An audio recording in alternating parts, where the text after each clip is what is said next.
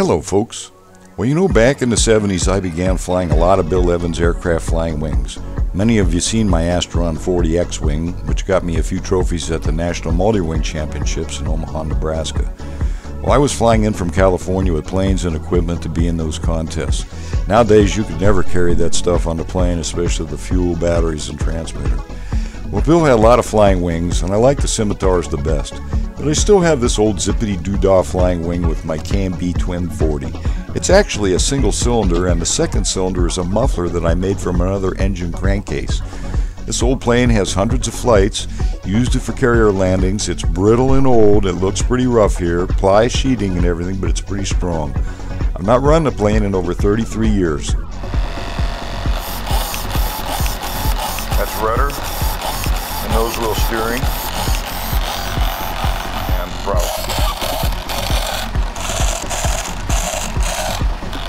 You know, before mixers, this is how we used to have to do it. We used a sliding tray. In other words, the elevator moves up and down like this, and the ailerons move this way. So you have mixing. And the weights are on there as counterbalances to keep the ailerons, which are so long, from fluttering. I have to tighten up the monocoat on this and we'll go out and give it a try. But that's how the sliding tray looks. Well, you know, I fly electric a lot, but in reality I learned on Nitro years ago.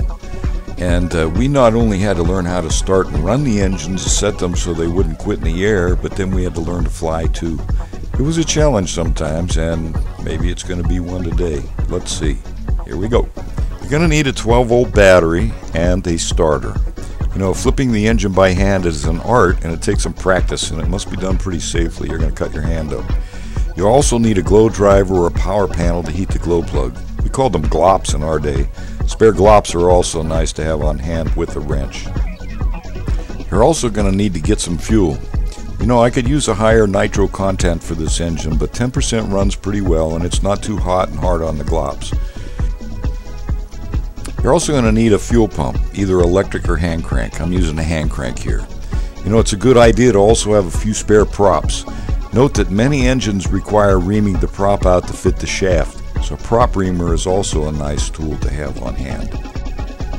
Next, you're going to need to know how to set both needle valves on your engine. Altitude, as in all combustion engines, determine the settings. Now, my rule of thumb is to always adjust the high-speed needle valve first. You want to hold the airplane with the engine running wide open at a 45-degree angle up. You know, all gas engines without fuel pumps lean out or speed up when tilted up. If it leans out too far, it'll quit on takeoff, and that's not good. So set it lean so it runs well without quitting, then back off 2 clicks. Next, you want to set the low-speed needle valve. It's very touchy and needs only to be turned slightly till it is set up for a nice idle. Don't make your idle too low, or the glow plug will dim and the engine will quit. My rule of thumb is to pinch the fuel line while it's running. If it speeds up, it's too rich and the low speed needle needs to be turned clockwise to lean the mixture. If it quits immediately, it's too lean and the needle must be turned counterclockwise to richen the mixture. This takes a lot of patience, but it must be done. You know, once the needle valves are set, they remain pretty much reliable and you don't have to mess with them too much. So let's take it outside and see how it goes. March 25th. The birds are here, and so is the snow. I haven't run this airplane in a long time, many years. First of all, you fill it until the fuel comes out the bottom. Once that's out the bottom, then the tank is full when it drips, like that. Okay. Close this up. Let's hope this baby starts. It's been many years. And ground. And boy, it's cold out here. Well, we got power. It looks like we're ready to go. Let's see if she'll start. Radio on.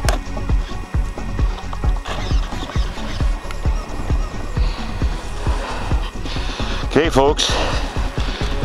Let's see what happens here.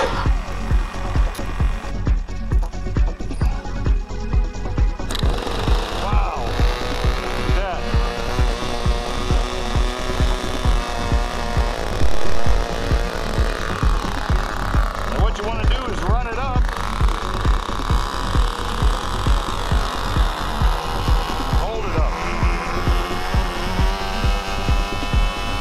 K&B engines are always really easy to start. Here's a little quick demo on how to hand start it.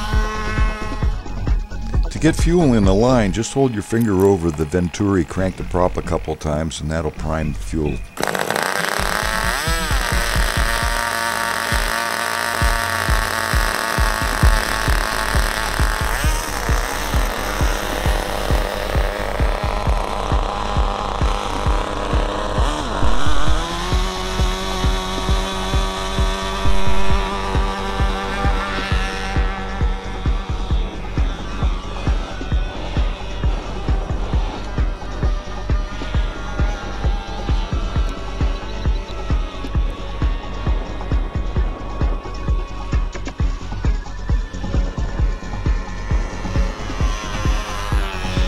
You'll note the engine's running a little rich here.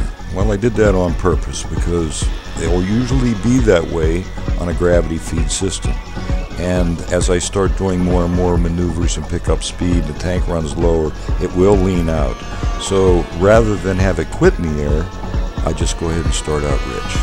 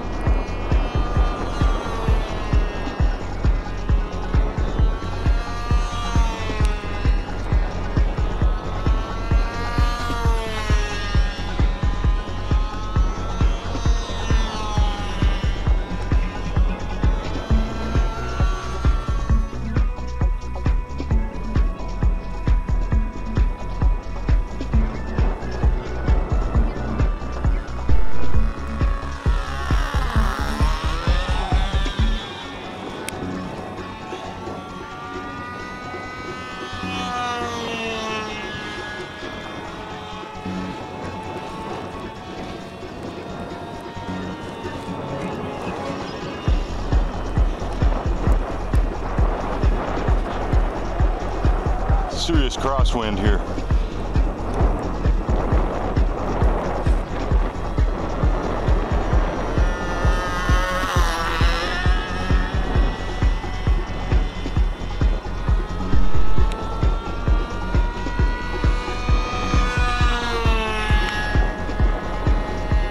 Wow, I forgot how good this thing flies.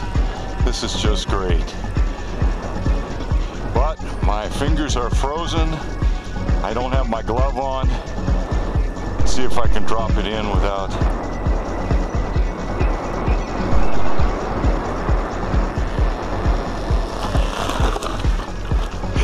Yes! Ah! Oh, mercy! Oh, messy. Well, there we go, folks. That's how you fly gas.